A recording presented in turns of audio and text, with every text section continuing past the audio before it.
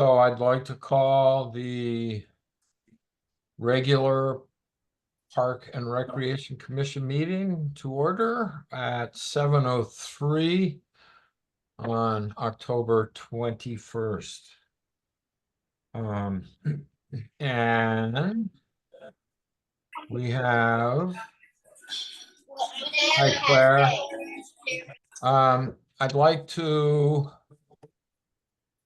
elevate, who do we have? Miranda and Jordan? No, who's? Miranda, Jordan, Kate, and Lynn and you. So we could elevate Miranda and Heidi. And Heidi. Yep. Okay. Yeah, because John's missing and so is Karen. Okay, good. So we'll Yep. elevate Miranda and Heidi.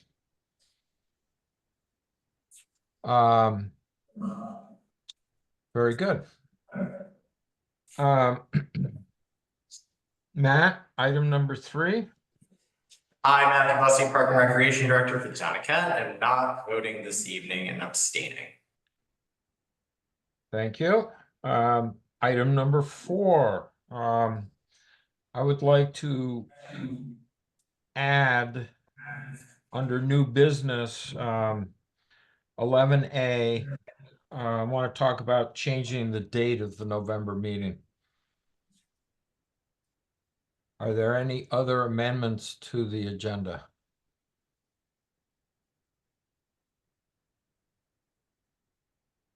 With that moment of silence, I guess we'll ask for motion to approve the agenda with the amendment. So moved. Thank I'll you. second. Is there a second? Second. Very good. All in favor of the amended agenda? Aye. Aye. Opposed? Abstaining? Okay. So number 5, public comment.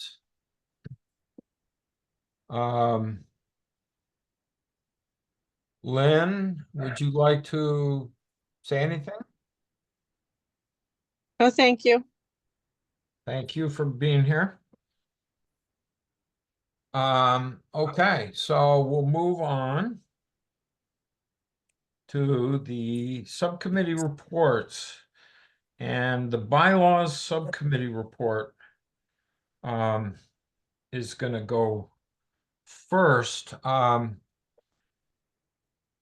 Just because of what we're doing tonight with the bylaws, Matt asked a question of me today, which I would like to sort of put in here as a question that we might consider discussing, but he was questioning why we are called the Kent Park and Recreation Commission rather than Parks, which is more accurate. And so at some point before we vote on the new bylaws, we might consider that. But I just wanted to throw that out there before I turn it over to Lynn. My guess is when the commission was formed, originally, there was only one park. That was what my guess was. Yeah, because when it was formed, Emory was the only park. So I don't know whether we'd want to make that correction. Well, it's more than a correction. I think we'd have to change. We do have to change the Constitution, and we have to change the ordinance. So Right. we would have to change the ordinance to reference. So, but Multiple we could, under our bylaws, we could ask that we are then called Kent Parks and Recreation Commission. Well, we'd have to do it in all our documents on the website, that kind of thing. Yeah, It'd have to be universal. right. So I just throw that out. Kent Parks and Recreation is now much more accurate.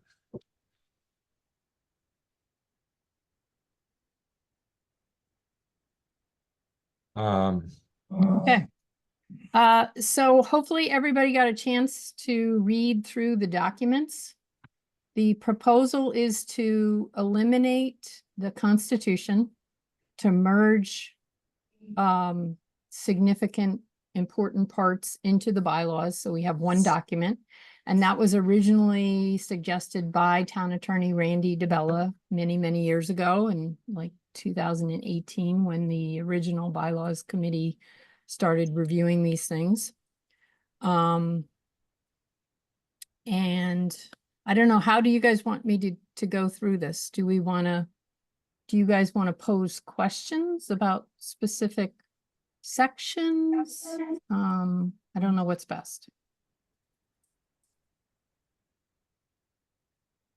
I think, Lynn, if we go through article by article, I think that might be the best way to address the document. Can you repeat yourself? There's a lot of echo in that room and it's hard to hear you.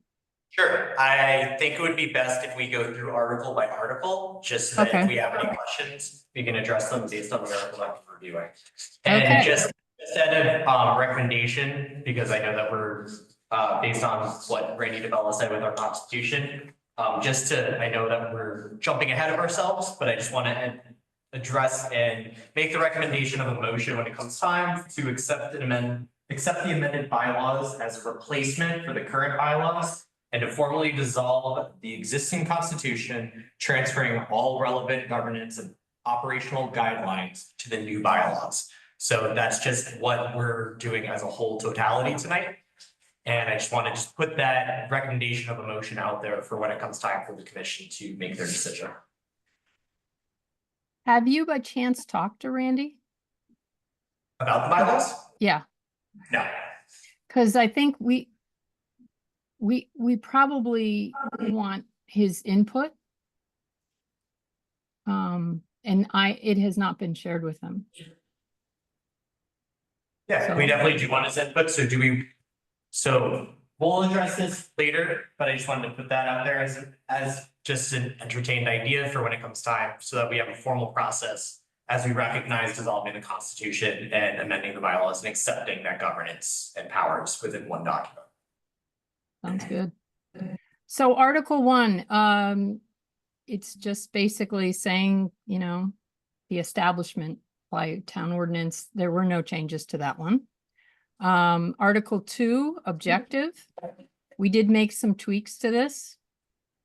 Anybody have any concerns or changes they'd like to see on Article 2, the objective?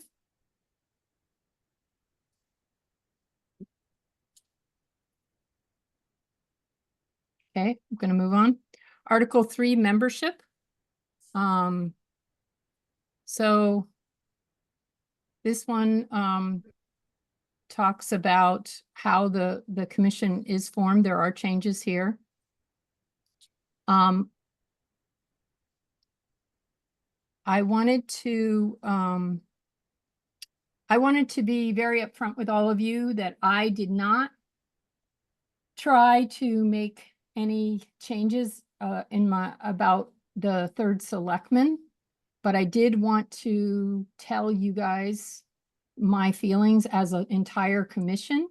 I didn't try to sway the subcommittee because I did not think it was proper for me to do that, particularly since I was chairing the group. But I am not in favor of the third selectman being an ex officio member. I'm not even sure that the third selectman needs to be a member of the commission. I think it probably made sense years ago, but I'm not sure it makes sense now. And based on past history of third selectmen who were on the commission, but did not at that point did not have voting status, that didn't happen until the understanding with the attorney's ruling in December of 2021. I don't think you're going to get a very robust participation from a third selectman who really shouldn't be commenting on things and can't vote. So I don't know. I just wanted to be really upfront with everybody and said that I don't agree with the way this is being presented here, that the third selectman is a voting ex officio member.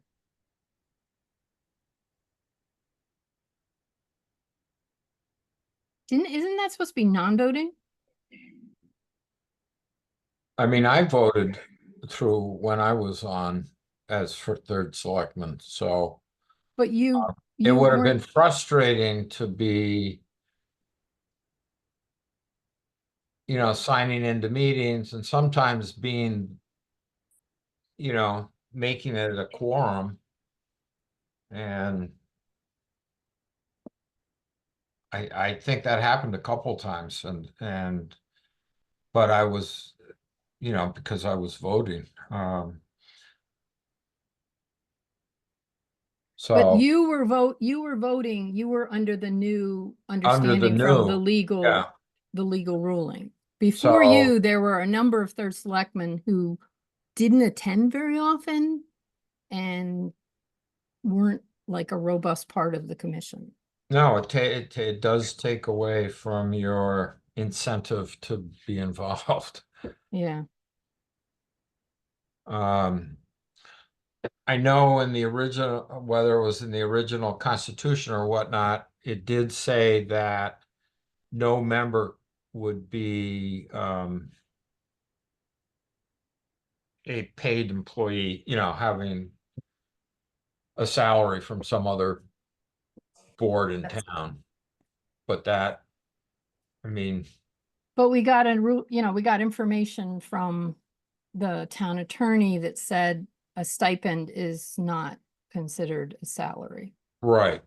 So, Otherwise, you and I would have to both be out because I get like about a few hours of Board of Assessment Appeals pay. So would the So- recommendation be to Strike it. modify, to strike section 6?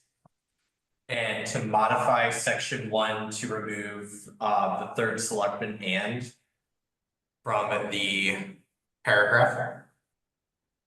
well, let's talk about it. I just wanted to bring it up because I wanted everybody to have the opportunity to talk. Is there a selectman, an ex officio, ex-selectman on the other boards and commissions of the town? I thought we. The third, this is a very unique situation where the third selectman is part of the commission. The first selectman is the ex officio member of any board or commission. An Right. ex officio non-voting member. That's what all right, I thought we Yeah. established that, so I Mhm. thought that if the reason why the third selectman was a member of this board was so that we could take a little pressure off of the selectmen, and that the third selectman would be the ex officio member of this board. So that there's a selectman present on every board and every commission. I thought But that's, the first selectman is still an ex officio non-voting member of the Park and Rec. So that would have to come from delegation powers from the first selectman. That individual would have to delegate that out okay, selectively. So I would say that would have to fall under the first selectman's doing. So let's say there might be the second selectman who might be a better fit. yeah, However, our bylaws say that it has to be the third selectman. right. It might not Right. flow well. Mhm, And it may be chopped, yeah. And it might not, it now is going against what that first selectman might fully believe. Or let's say that first selectman feels that they need to attend every meeting, there's no point in the third selectman attending or having a full Right, selectman. right. Cause at that point, it's technically, you know, it's Yeah. like a board of selectmen meeting at that point. So would the first selectman then be an ex officio non-voting member of this commission as well? Yep, but we don't have to state that in the governing documents because that's something that's within our, is it the town ordinance that states that, or is it just the kind of control statute that says that? Or both? I'm not sure, but. One of those two it's- docs would both say it's- it. It's, yeah, I mean, it's already established. So Okay. I can look into where it comes from, but I'm confident I know that there is a Connecticut general statute that states it, but I'm not sure if one of our ordinance stated, but yeah. All right then. I agree that it shouldn't be in there. Then if we already have the opportunity to have the first selectman be a part of it or appoint somebody, then that's, and it doesn't, yeah, it doesn't have to be in our bylaws. It doesn't have to be in our bylaws that it's that specific member that will be here, and for somebody to be assigned to a commission that doesn't have any voice other than, you know, voting voice too, it doesn't quite make sense to me, and that was actually one of my questions as well, so I would Strike it. yeah, wholeheartedly, yeah. All right, cool. Okay. Anybody else have anything they want to add? Just quick section on, or quick comment Well, on I meant, membership. I was actually, Matt, I was actually asking about that particular Gotcha. clause of section 6. 6 and then part of 1 as well. And part of 1 as well. Yeah. I just have a quick question. Would then, is the first selectman or whomever they appoint expected to attend, or is it just whether they want to attend? No, you're. But I'm not sure that is there really a need? Is there a need? That's what we should be talking about. Is there a need for a representative of the selectmen? I mean, the first selectman can attend whenever he so desires. I mean, I guess not necessarily, but I guess then if we thought it would be beneficial to have one of the selectmen there, then we would just ask them to attend a particular meeting. Because I think sometimes it's nice to have. Well, right, that remember, connection. or like during COVID and everything, like we had Jean come to our meetings. Because we had so many questions, like logistical challenges, questions and whatnot, and so I think we asked her, didn't right with this, and we sometimes request that Jean be at meetings from time to time. From what I remember. Yeah, I mean, I think she did attend Yeah, a fair amount. Lynn, maybe you remembered. Lynn, are you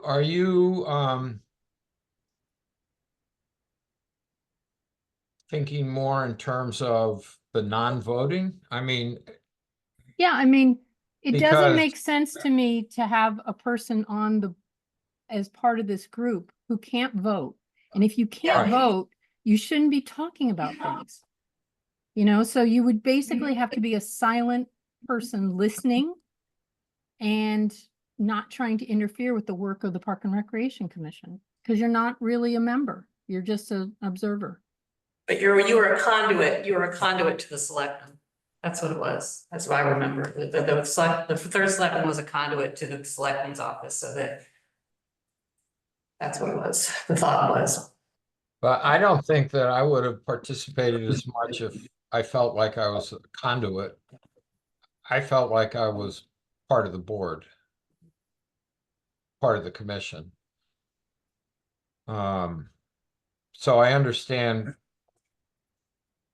that. I mean, if you're getting rid of it completely, then there's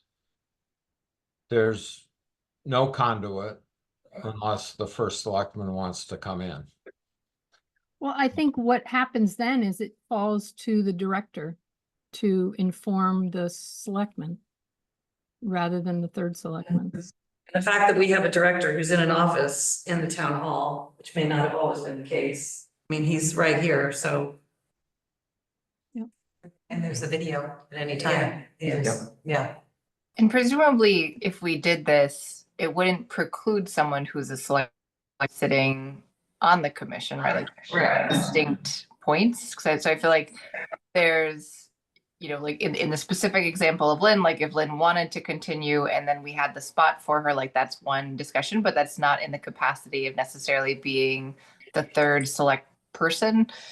And a separate point is you would want to have, like I go back to your starting argument of having a consistency between this commission and other commissions. And so it does strike me as odd if, and I'm not an expert, but if this is the only commission that has one select person required to be on the board, like I don't know what the historical rationale for that was, because I doubt that we're the highest spender or anything like that where it's such an important need, but I'm not sure what the original logic to that was, but I feel like it's important probably to say there's the person and there's the official role. And so there may not be an obvious, if you are the third select person, you are automatically on this commission.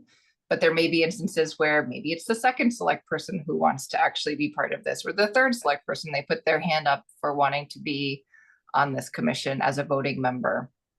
But I put that out there as kind of a question, just to make sure we separate the two concepts. I'm just gonna interrupt. We're 15 minutes into this discussion. I know we have a timestamp. Just, Yeah, but we didn't have any public comments, so we gained 15 minutes there. Yeah, no, this is more important. I just want to make sure everybody gets a chance to speak. That's all. So So Jordan, do you have anything you want to add to this, or you're all set? I think that slashing section 6 is, I kind of agree with everybody else. I think that, coming into this kind of new, I kind of jumped into it kind of in the middle of you guys already starting the bylaws discussions. So, but I kind of agree with you, Lynn, that if they don't have a voting, if you aren't a voting member, then I don't really see the objective there. Okay.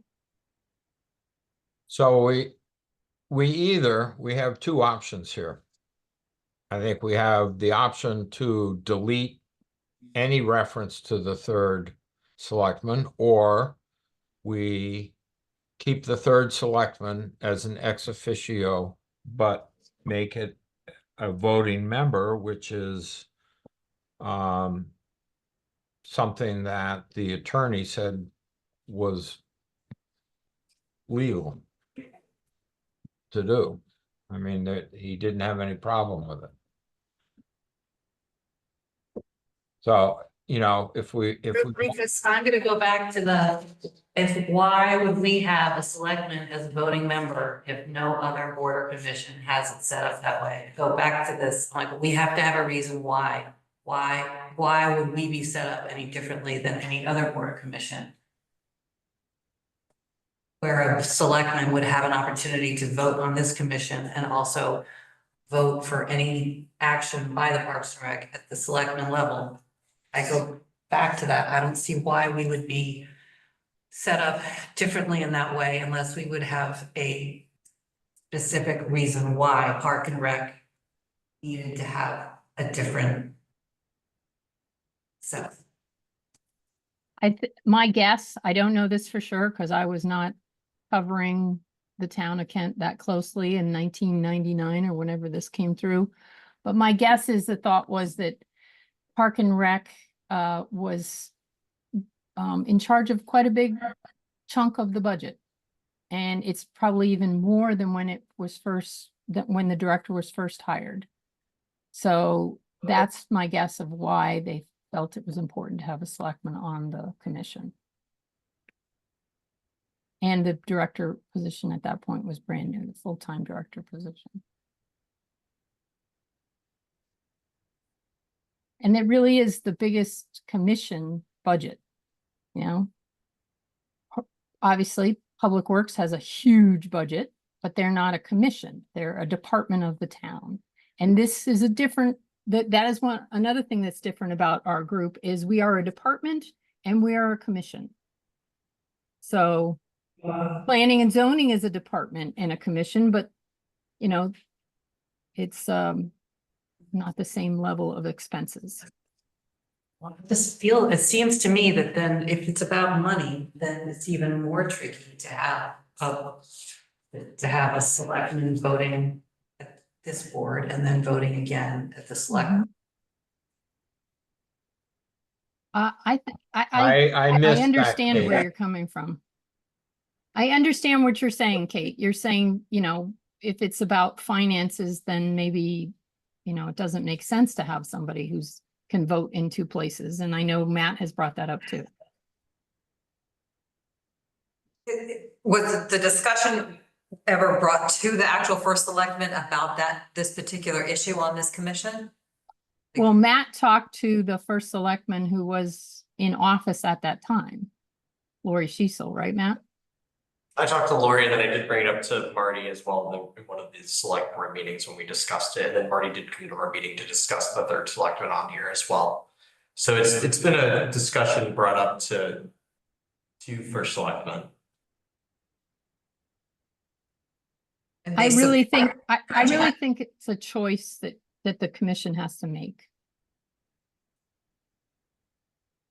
From a department perspective, and since I am not a voting member of the commission, or if I'm essentially a member of the commission, but as the department, I do report to the commission.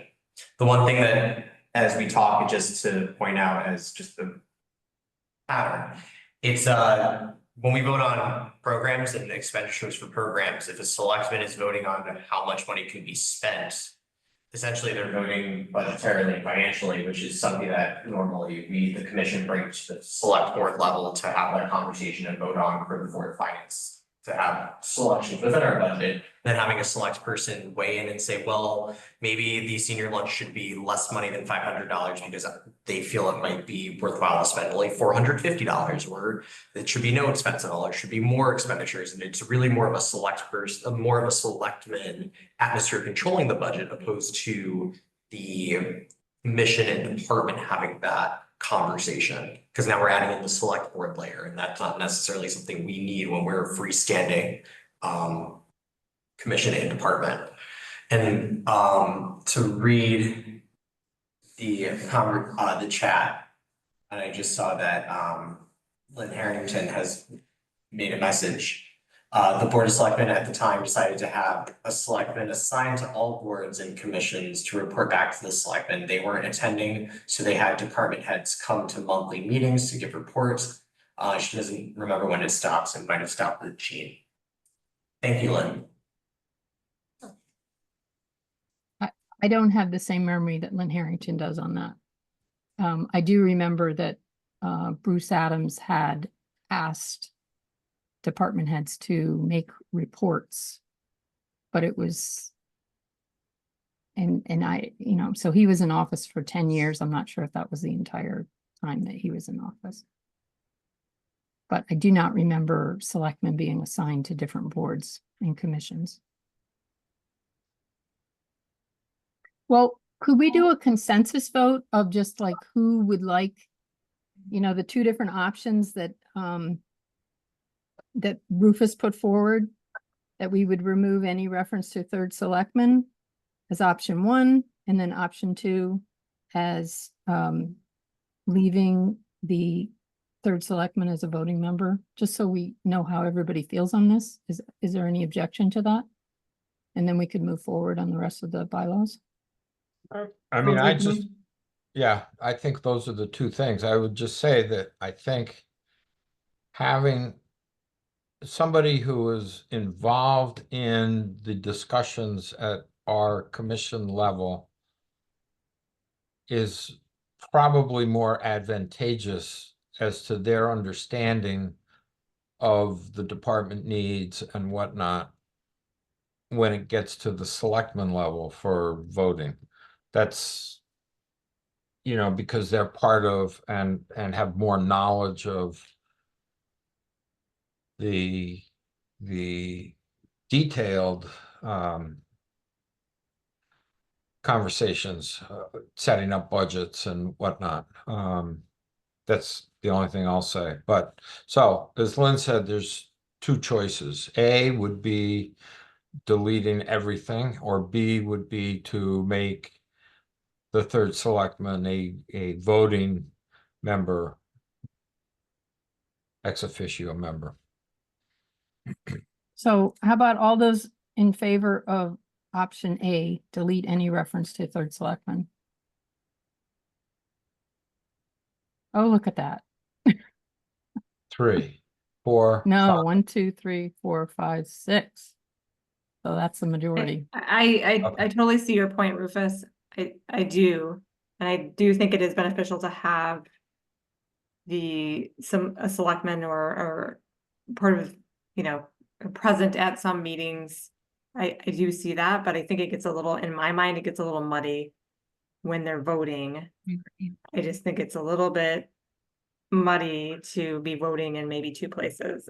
I don't know, that's just my opinion. That's fine. I think Matt will have to go to more selectmen meetings. And if you guys have something coming up that you're just gonna have to invite Marty to come attend if there's stuff you want input on. But I think in your job description, Matt, it does say that you have to go to selectmen meetings. And I Yep. think that's just gonna be something you're gonna have to do. Yeah, And, that's fine, absolutely. And I ask Marty before every meeting if I should be in attendance or not. So I do always ask if I am needed and if I need to be in attendance for any sort of conversation to engage in, so. I definitely will be attending selectmen meetings. Okay. Well, thank you guys for going through that. I know it was long, but I think it's important to have a thorough discussion on that. So the other big change in this membership section obviously was taking out the Park and Rec director as a member. So there's no reference to that at all. And we also we tweaked the membership, like section 7, that's a little different. Anyone, a member who fails to attend 50% of the regular meetings without notifying the chairman. So that would mean they'd miss 6 meetings in a year. They would be deemed to have resigned. So that's be very unusual to miss that many.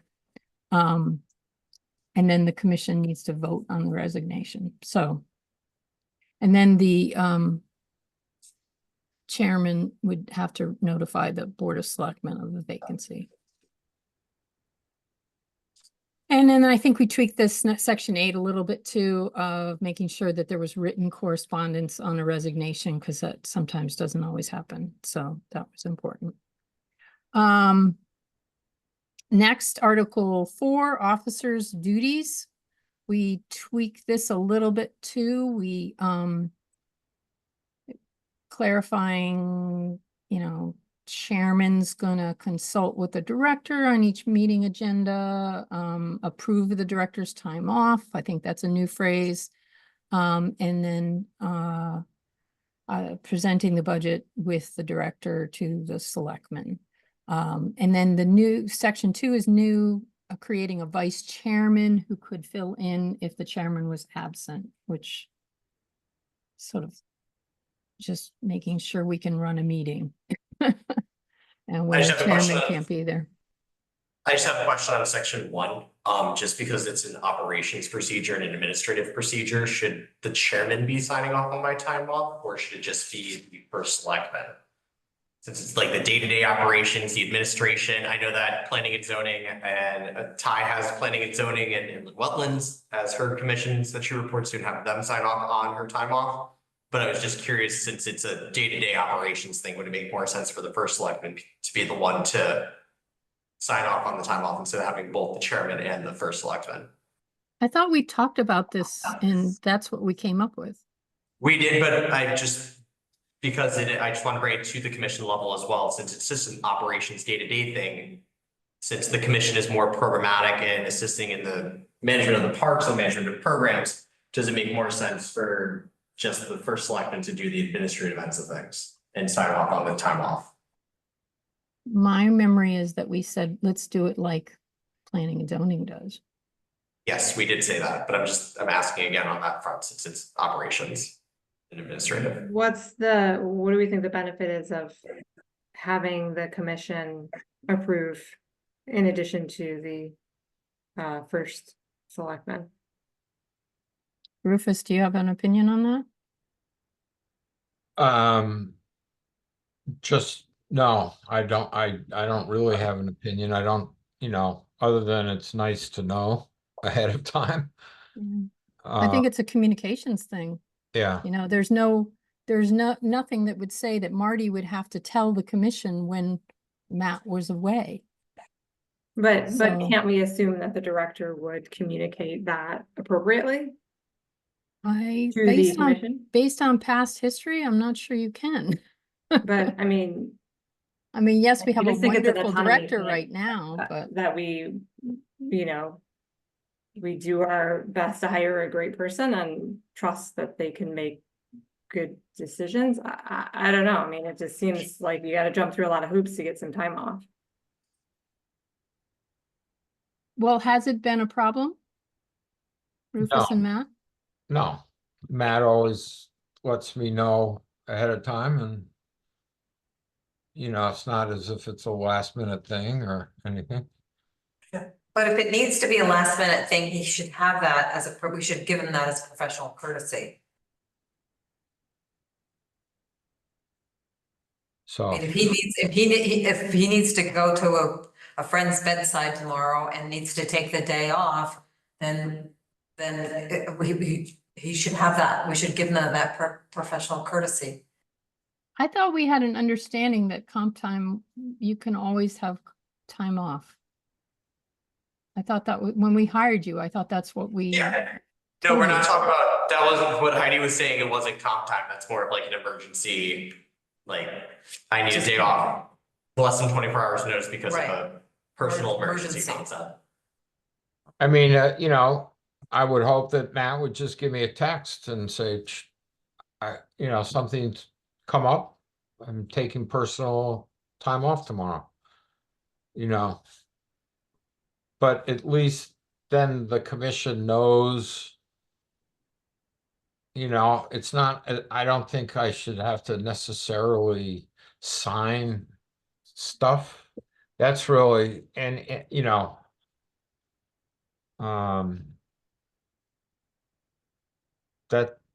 that's beyond the commission, but there should be that little tweak in there where any director knows that if they're taking any time off, they have to alert the commission, not just the first selectman, so that we know.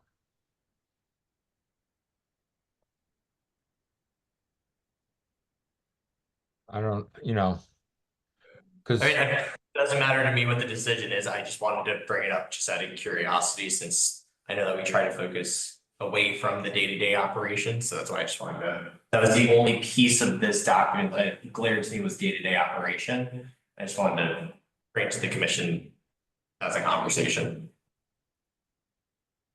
Anybody have anything else they want to add?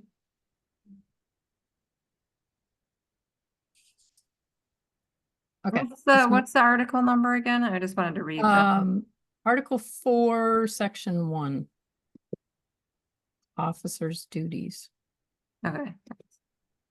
So now moving on to Article 5, alternates. We changed this to make it more in line with how many other commissions and boards handle this. That an alternate would be sort of elevated at a specific meeting, and it's done by the chairman. And some of the wording is the same, like it's a 1-year term and that kind of thing. I think that's about it. Everything else, the wording is the same, I think. Are any issues with alternates?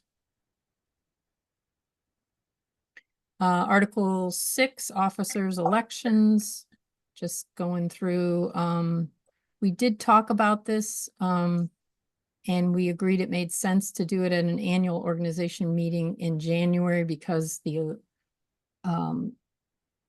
town meeting, the annual town meeting happening in January.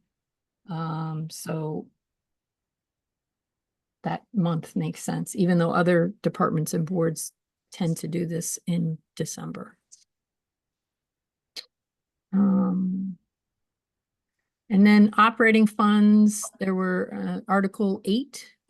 There were a number of changes made here. The director has the ability to accept gifts of equipment, goods, time, and services up to $2,000 on behalf of the town. And then any gifts above that would be considered by the commission. And gifts and spelling out gifts not accepted by the department or commission include stocks, bonds, blah, blah, blah, blah, blah. Section 2 spells out the fact it's gotta go. The budget is prepared by the director of commission, submitted to the board of selectmen, board of finance, eventually annual budget town meeting. And section 3, establishing fees and charges for programs. All right, anything there? Any concerns or questions on operating funds? It's I just have basically. a question, why you left 7 out, if we're redoing the whole document, why we left I number think to that was an Article 7 to oversight. left? I think we need to renumber. Thank you for noticing. Yeah, So, yeah, 7 we took out at the last.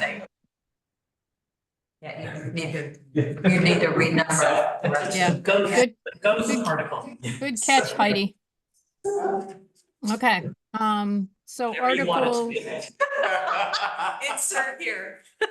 Article 9, programs and expenditures. This one also had a lot of changes to it.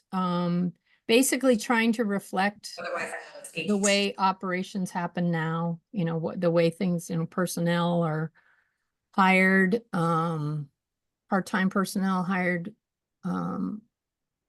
part-time personnel hired to staff programs approved by the commission. We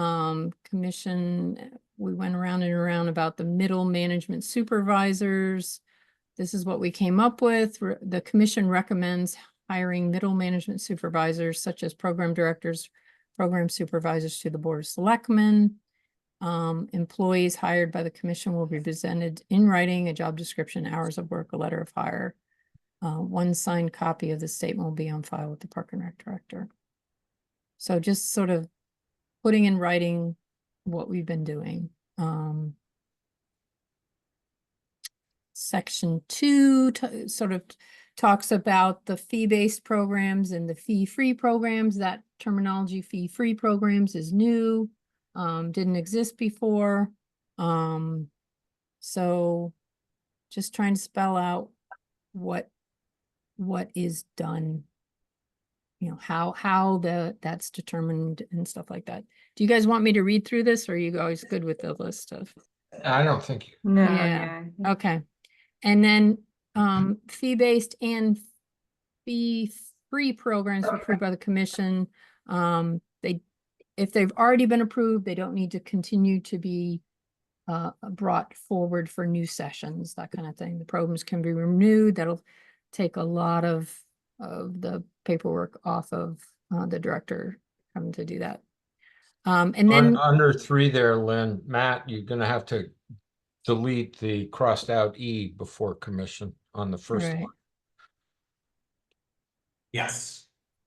yeah, there's a couple of things I think you just got to go in and accept the changes. Minor exceptions to changes. Yeah, Yep. yeah.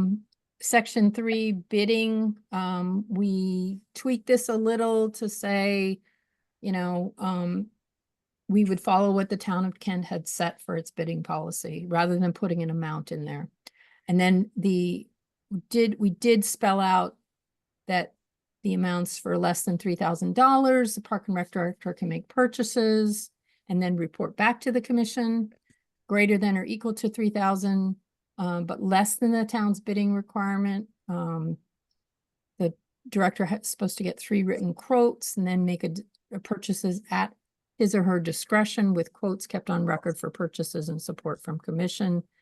And then greater than or equal to the town's bidding requirements follow the town's bidding process. And Matt, can you remind us what is the current bidding cap for the town of Kent? When does it have to go out to bid? $10,000 is the first start for bid. Okay. So this is a major change, and I want to make sure everybody's okay with this. It's giving more autonomy to the Park and Rec director to be able to make decisions rather than coming back to the commission, because it used to be $1,000. And you just want to say, you know, that $1,000 was agreed upon in 1999 and prices have changed since, so. Yep. That's the only Yep. reason why I requested 3,000. I Yeah, think it makes sense to me. okay. Anybody else have anything, any comments? Okay, section 4, I'm not sure this is a change. I think this is pretty much what it was before. Just a recommendation based on the conversation in last month's meeting from the chairman's report. Would it be of great consideration to add in that the park and rec director, since the park and rec director has the authority to contract and authorize payments of bills and supplies and all things necessary, should we make any modifications to change it to say if commission members can or cannot do that? Because I know that we were talking about commissioners purchasing things without park and rec director knowing. But there's no reference in here that a commissioner can purchase. Right. Right. So my interpretation of that would, that'd be a good question for the attorney. Right. You know, if it's not mentioned, does that mean it's not allowed? Well, it's purchases are made at the department level. Mm-hmm. So I was just trying to see if we should just flatline it and say that purchases should be made only at the department level. But there may be cases, there might be a time when you ask somebody to buy something and get reimbursed. Right, and that would be a delegation of duty. Right.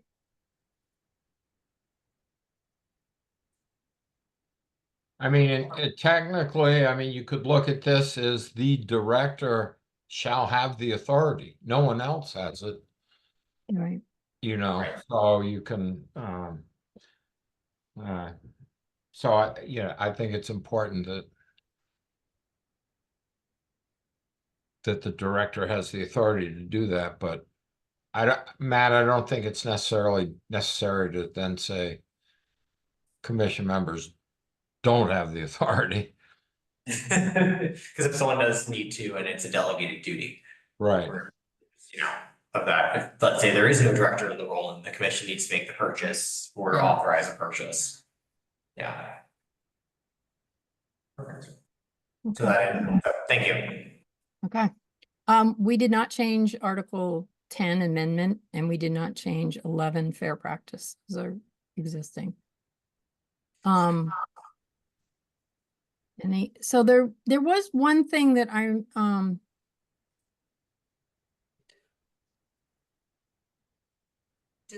I know the one thing- timestamp is now 40 minutes into this discussion. Okay. One thing that I wanted to make sure that we are clear on is I always understood that the commission had the ability to set policy. And Matt has said things about operational policy. He should be able to do that. And I just wondered, I'm not sure that it's in here. But I wondered if anybody else was concerned about that. Because usually a board, a commission is the one setting the policy. So I just question if I say that I don't want, let's say I have lifeguards and my policy is I don't want my lifeguards wearing skin tight, inappropriate bathing suits. And that policy was never established, but it's of immediate relevance, and we cannot form a special meeting to do that within a 3-week time frame because the next regular meeting is 3 weeks away. Am I not allowed to enact that policy if I don't want my lifeguards wearing bathing suits that are quite revealing? Or let's say I have staff and I need to set a policy that phones can't be used during certain times when they're working. And I find that as an emergent policy and I cannot get the commission together upon request to the chairman to have a meeting, can I not set that policy? So that's what I question, is that if it's all policy, then we need to hone in on and we need to specify if we're gonna umbrella and say all policy, fantastic, but if we're saying that like operations such as day-to-day administrative things, I think that would be my simple request, or a refund policy, or any sort of policy that'd be pertaining to the just general day-to-day operation of things. But does that need to be set as a policy, or because those things to me are just like expectations? It's their expectation versus desire. That would be, if it's not written It as should also, policy, it's- it should also be in their job description. yeah, that actually falls under more of a, so it's job description and then department operations handbook concept. Yeah. So it'd be both, yep, yeah. I mean, So I think you have every right with employees to set Yeah. expectations and stuff like, and how you want things to happen.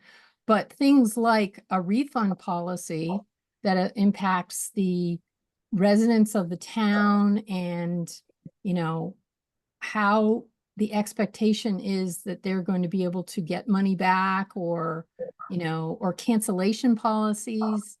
I don't know. I mean, I think one, there needs to be transparency that needs that information that is going to impact users of the programs needs to be available to them. Yeah.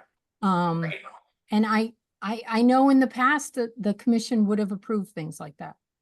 So I'm bringing it up because it struck me as odd when you brought it, you were talking about it in the recent months, and I just wanted to make sure that everybody was on the same page.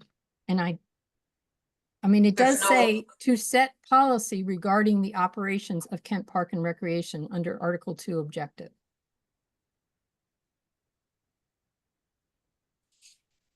So if we want to have some kind of clarity there or some caveat that it's not, doesn't have to do with management of personnel.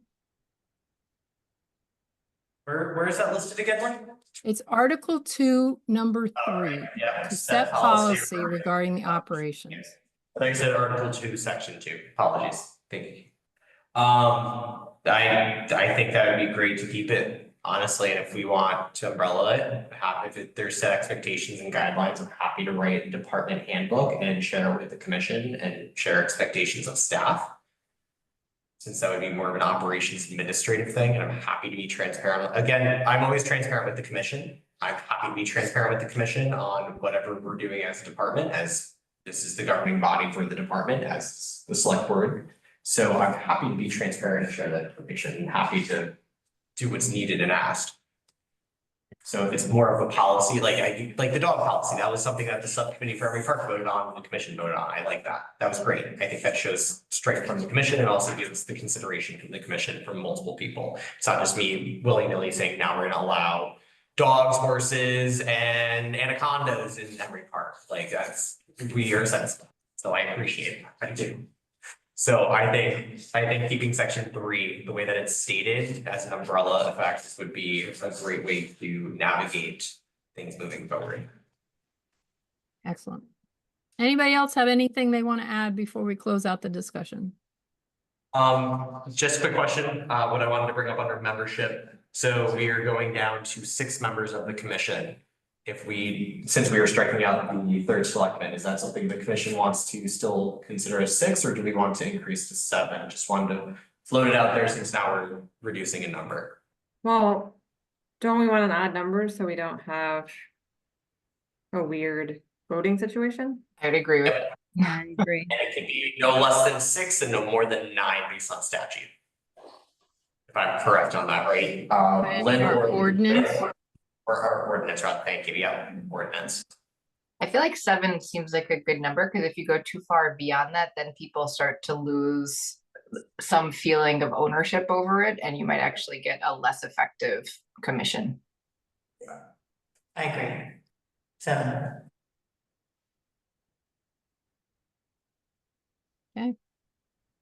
Make that change, thank you.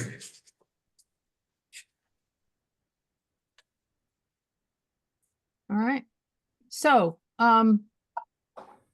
Matt, you had made a suggestion that we vote on it tonight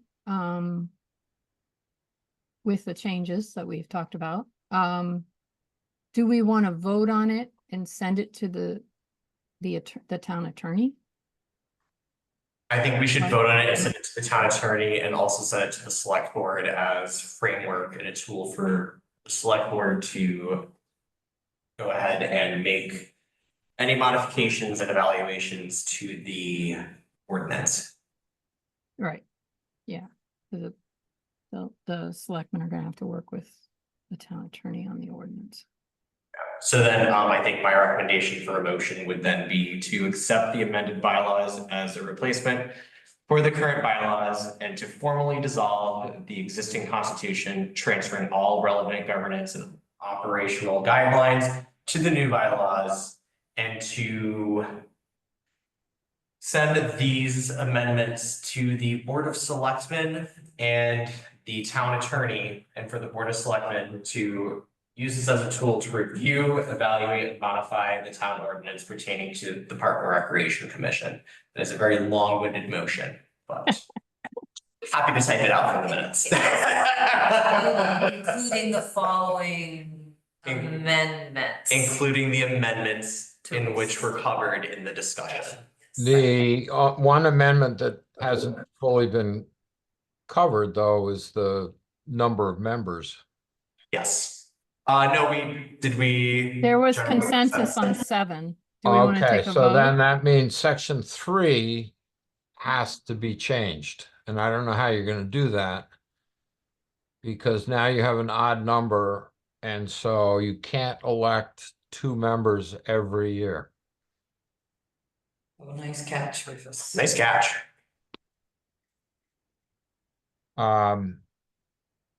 So we could do 2 members or alternate. No, you couldn't do that. Every 3rd year, you'd vote in 3 members? Yeah, something like Yeah. that. Okay. Because you couldn't alternate between 2 and 3 because you'd have on that cycle 3, 2, and 3, which would leave you with 8. So Yep. okay. That wraps it up, I think. Okay. I can make that modification. And then I guess back to the general consensus of the commission and department name of Parks and Recreation versus Park and Recreation. Do we want to entertain that concept? I mean, makes sense to me to change it, but I know we might have to change a bunch of stuff, but I mean, if we're changing stuff already, why not make it parks? I'm fine with that. I kind of agree because it emphasizes the 2 parts we have, and there could be more coming. Who knows?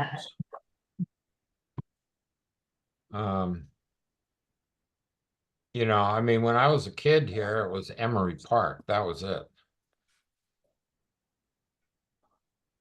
Okay, so So- do we have consensus? Do we want to? Maybe just one question. Is there a legal entity or anything that is the Kent Park and Rec? I'm guessing not. I'm just conscious that that can actually be a fairly annoying lawyer thing to do. Names of legal entities. There is a fund, and I don't know how hard it is to change the fund. I can ask Barbara. Yeah. Yes. I'm supportive as long as it doesn't end up creating more paperwork for you, because I don't know if it would be worth the effort, but I Yeah. agree in theory, that seems like the more appropriate name. All right, So let's fold that in and go with Parks and Recreation. I make that motion? Yes. Motion made by Keith. I'll second it. Very good. Okay, all those in favor of accepting the bylaws as amended and discussed today? I Aye. Opposed? so is that Abstain? unanimous? I'm not sure how Kate and Heidi voted. Oh, I'm sorry, I said, I put my hand up, sorry. Okay, sorry. all right, great. Okay, so unanimous. Okay. So we're all set? Yes, thank you guys for going through that in detail. Hey Rufus, do you Yes. think we have correspondence to now, because I have to go up and sign some stuff. And I want to respond to some correspondence that we received. And we can table the Emery Park Subcommittee report. Oh, well, then that's. Yeah, that we can table as we are still working. Yes. Okay.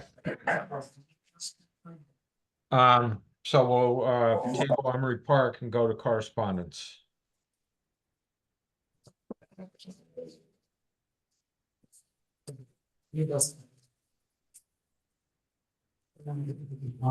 you want to read the letter that Scott wrote or?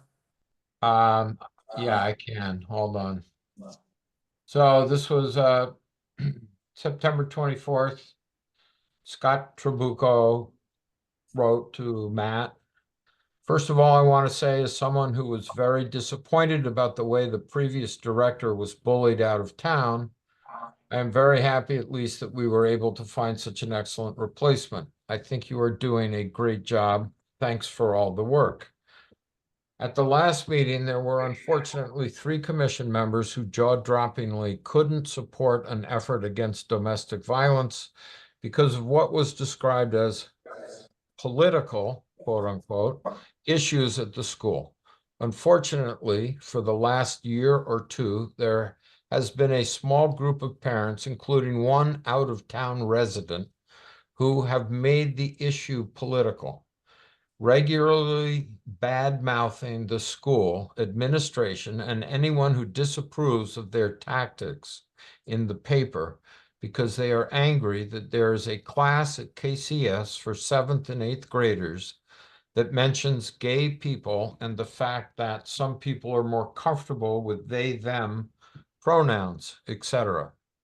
It is literally like 10 minutes of a 6 or 7 session class that is meant to teach respect for yourself and others. Even people that you disagree with, even people with different beliefs than you. The class is a state-sponsored class, not a Project SAGE class. The parents that are complaining do not have their children in this class and are not required to. They are mad that other people's kids are in this class. To watch 2 commission members who also serve on the Board of Education turn this tactic on Project SAGE, a very valuable local organization that has done an incredible amount of good in its 45 years, was really demoralizing. Responsibility for the curriculum rests with the school board.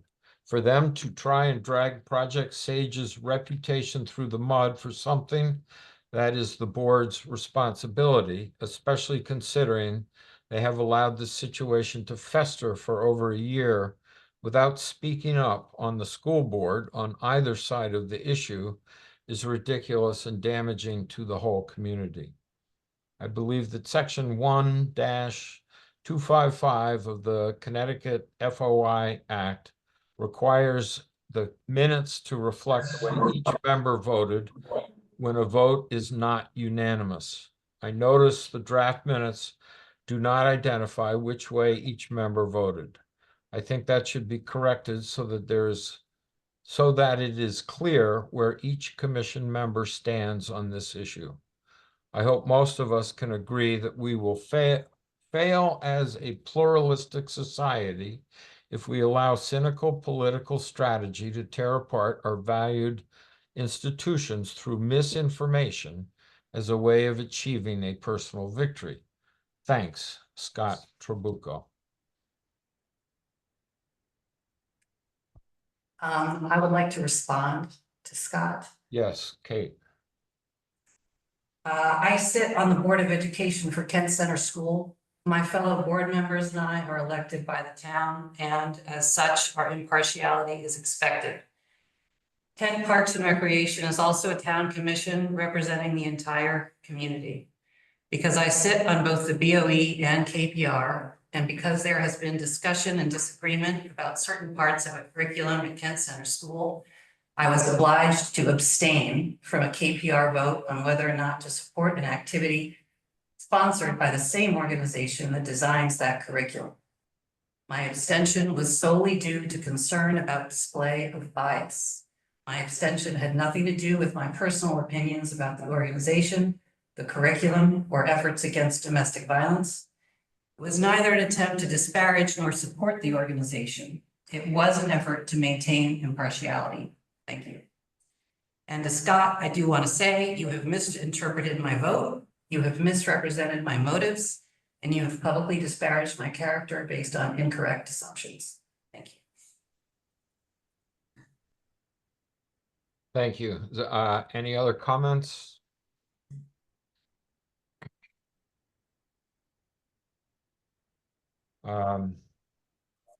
Okay, so that, I'd like my statement read into the minutes. I'll send it to you. Yeah, I can do that. yeah, can you send that to Matt? Yeah. And that will go in our meeting minutes.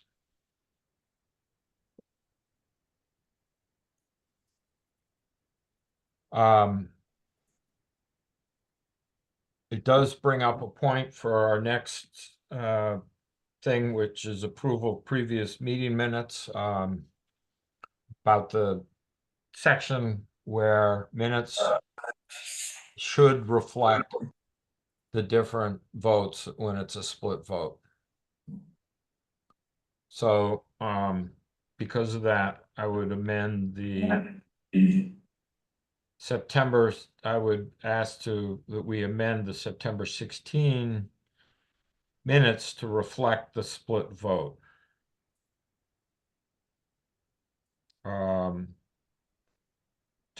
So it should read for, it was Duran and Iannucci against Grant, and abstained Simons and Wilson.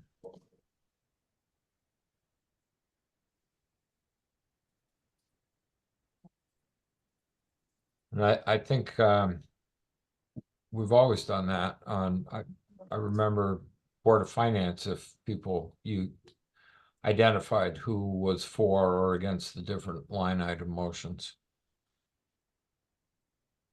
We can do that moving forward.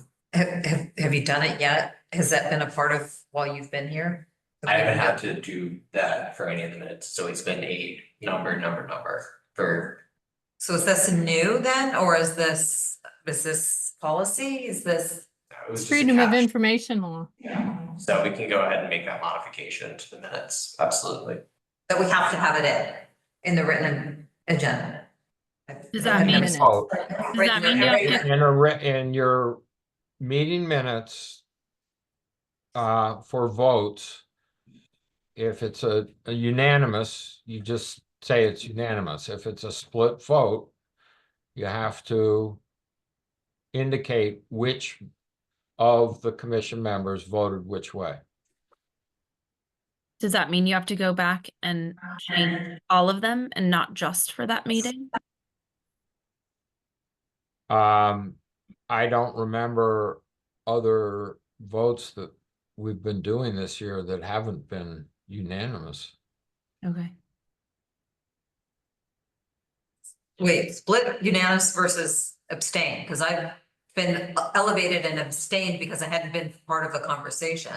So is that considered unanimous with an abstention, or is that considered? not? So what we can do is we can make the motion to approve the agenda with the amendment to make any vote that is not unanimous to lay out who votes which way, and then any previous meeting minutes I can review and I can modify, I can bring up to our next regular meeting and make recommendations for any sort of amendments to include, for even if it's an abstention, happy to make that. That's fine.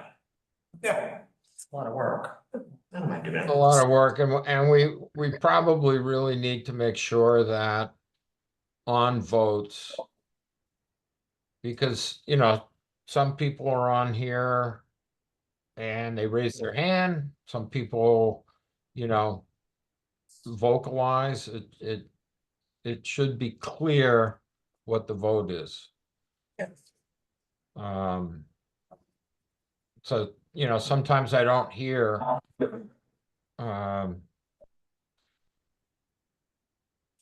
what, which way everybody has voted, but I think we don't necessarily want to do roll call for every vote, but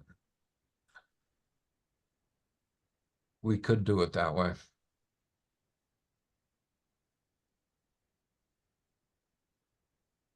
So anyhow. Approval of the previous meeting minutes for September 16, 2024. Are there any corrections to the minutes that I missed for that? Only the split voting. And just noting who voted which way. That's it.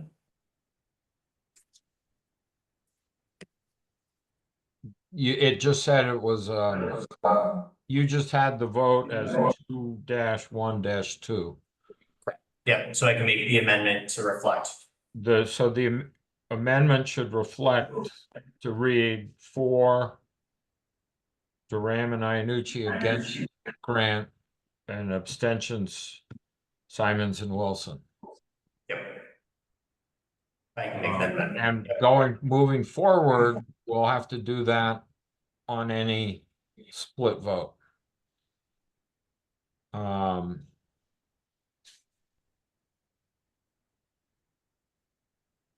It's almost like, I mean, if there were,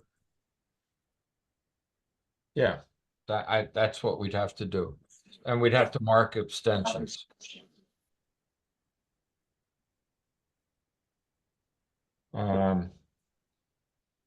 So my motion to accept those minutes of September 16th as amended. Is there a second? Second. Thank you, Miranda.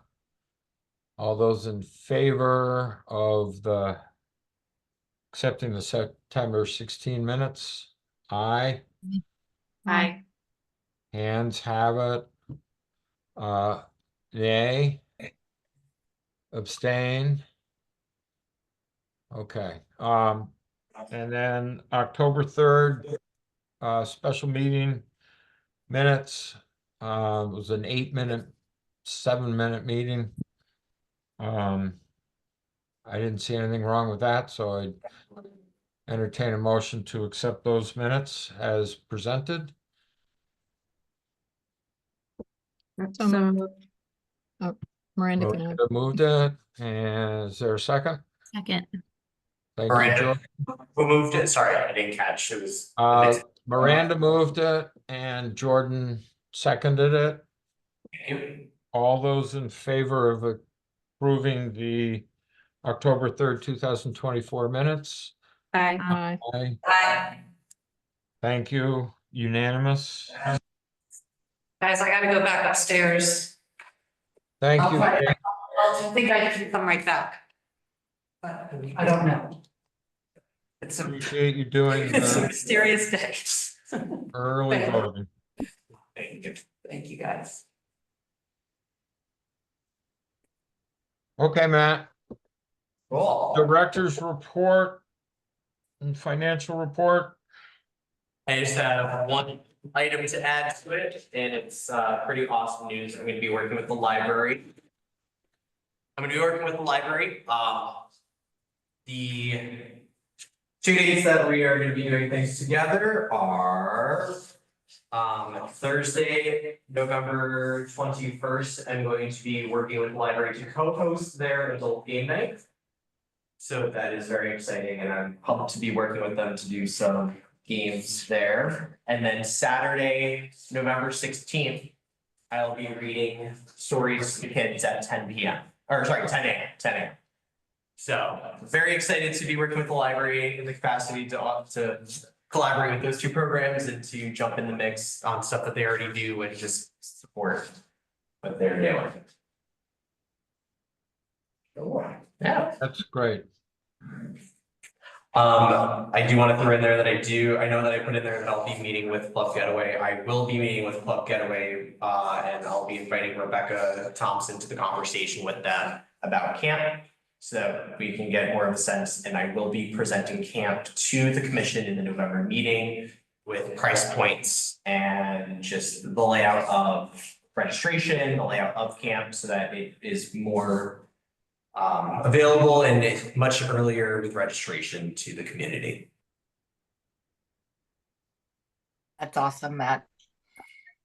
And I also do want to quick add that Mohawk Mountain will have their information out within the next week on registration for ski and board. And again, to reiterate, ski and board this year is not just open to children for the discounted prices for lift tickets, rentals, and lessons. It is open to the entirety of the Kent community, so adults can benefit from this as well. Lessons again are for ages 6+. So if you are an adult and you have never skied before and you really want to take that opportunity to learn, now is your chance. And I'm very, very happy that Mohawk Mountain has worked with us on this and really wants to bring it to the entirety of the community. So good things. Any questions on my report or any comments?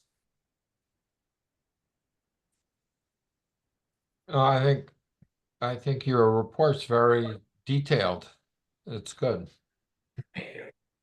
I will be trying to figure out what to do with the backboard at the tennis court. Heidi and I couldn't do it together, and Rick and his team came, and it was just, we had to wheel it across the court. We had to use the big old backhoe to bring it up to where the court is. So like it's a lot heavier than it We had it done in an hour, no big deal. It was like- And an hour if we could power lift 1,000 pounds each. Yeah, I know. We could clean that, we would be fine, but now we're not close. So I do appreciate all your help, Heidi. Thank you for that. Don't be trying. I do appreciate everyone's help with everything we're doing here at Park and Rec. I will be sending out that information for the senior lunch. I'm working with getting the catering finalized, so that'll be publicized tomorrow, if not Wednesday, and I will be sending out a volunteer list just so that I can finalize what exactly we need volunteers for, because we do have a great breadth of directors that are assisting as well from the northwest corner. So, yeah. Well, that's it.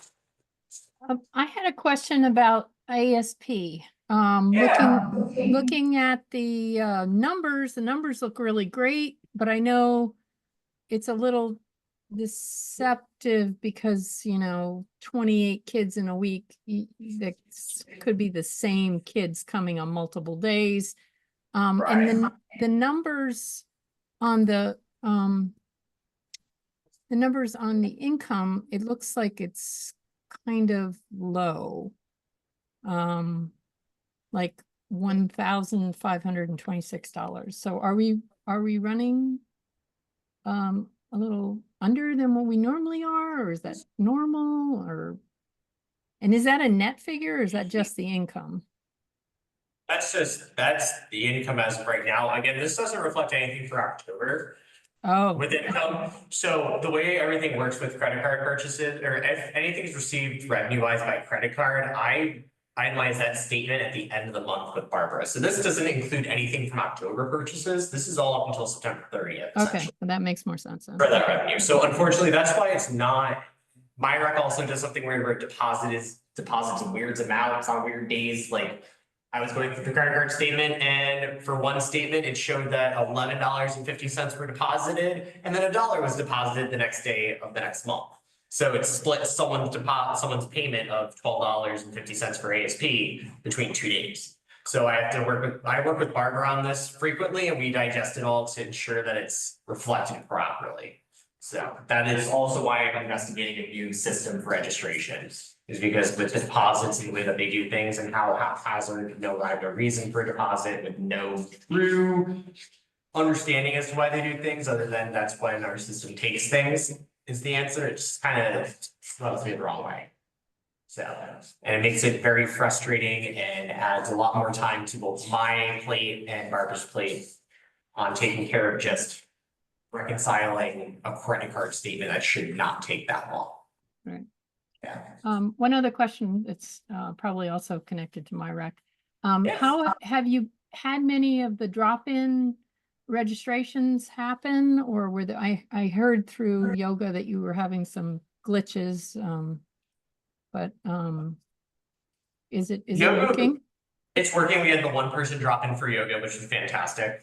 I'm working with them on payment, and then we had 2 for lap swim. So Those that did drop in did appreciate it because they don't want to commit to the entire session. For lots of them, they did want to commit to the entire session. They just wanted to try it for one time and it worked out great. And for yoga, they were just interested as well, so they liked it.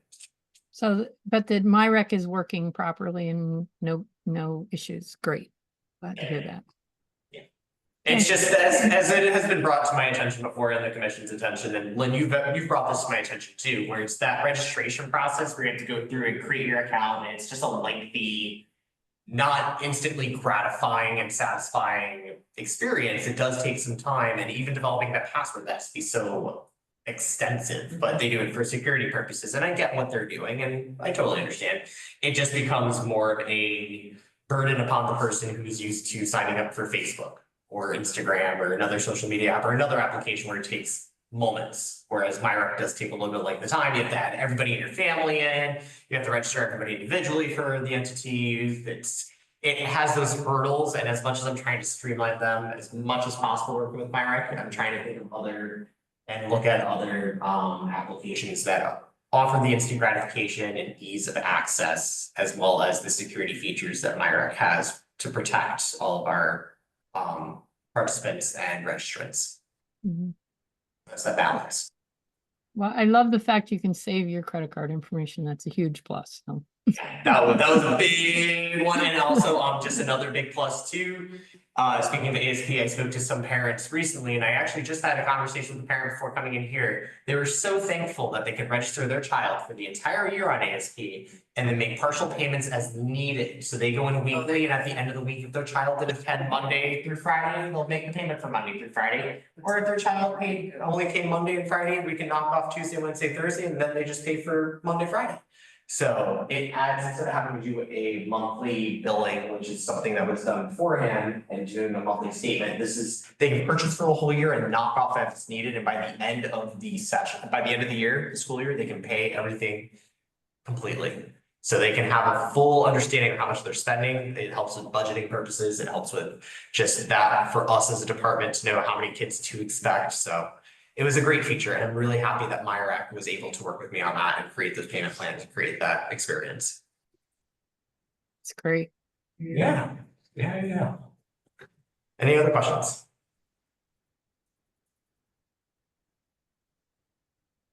Very good. Thank you, Matt. Thank you. Is there any old business? We gained 5 minutes back. Sorry, Heidi, we're running late tonight. New business, change of the November meeting date. I have a conflict that I can't really get out of for that third Monday. I was wondering whether or not people could either do it on Tuesday, or is there someone who would be willing to run the meeting in my absence?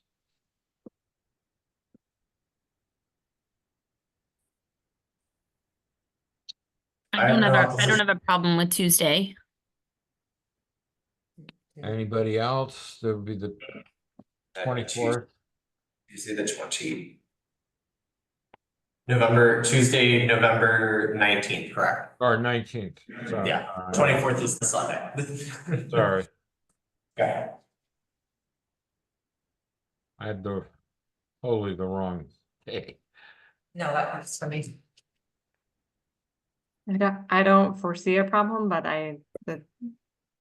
you never know with kids' schedules and whatnot, Right. so. Well, we can try for the 19th if that's good. You know, if we have a couple people who aren't here. And if you don't mind doing that. Does that become a special meeting since we move it off? So we'll have Yes. to warn it as a special meeting.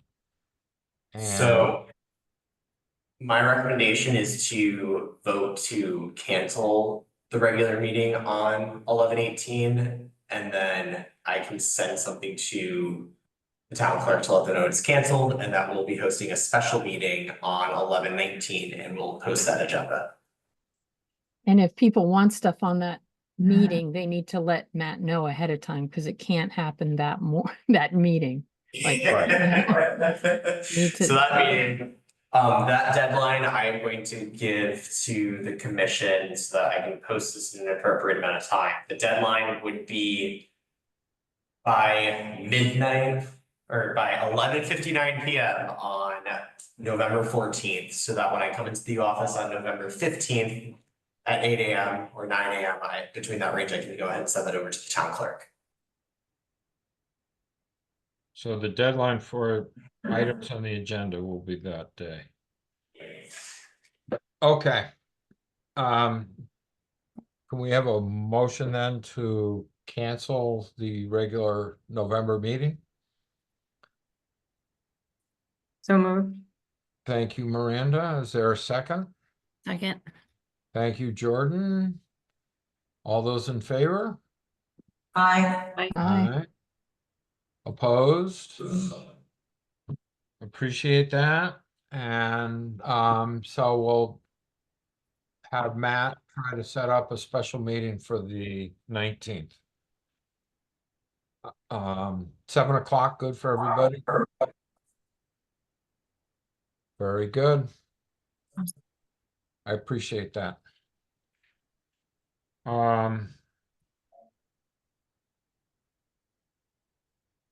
Any public comment?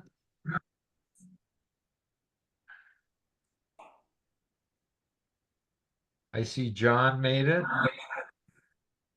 How come, is this a new thing that we have public comment in two places?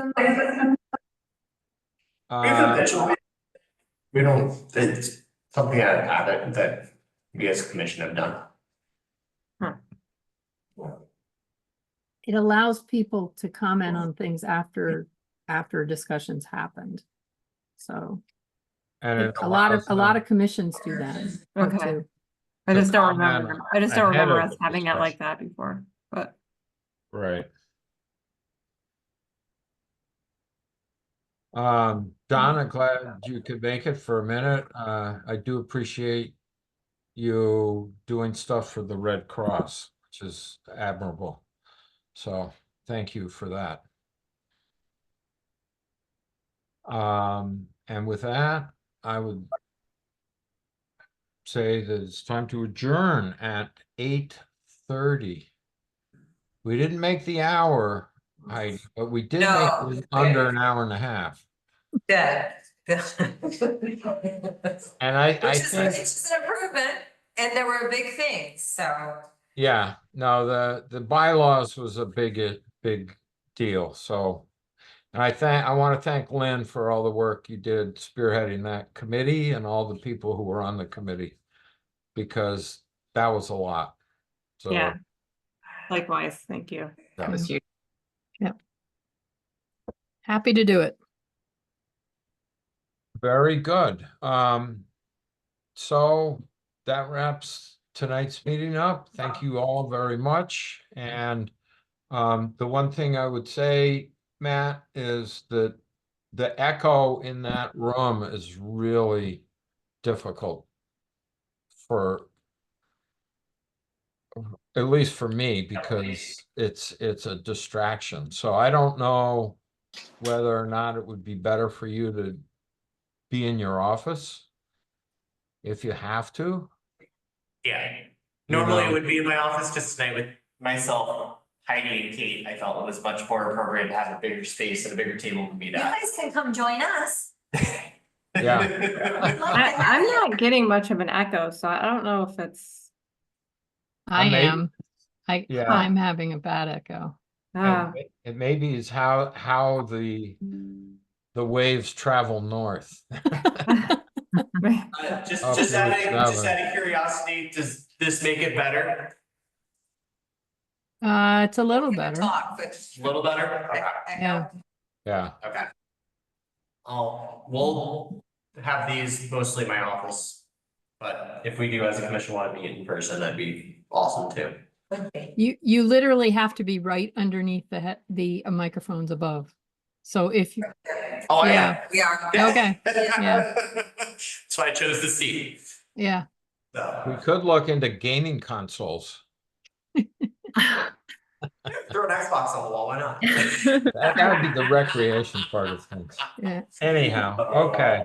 All right, so adjourning at 8:32. Yeah, Perfect. appreciate it. Thank you all for being Night. here. Bye-bye. Bye, good Thank night. you all. Thank you. Have a great Thank you, night. everybody. Good night.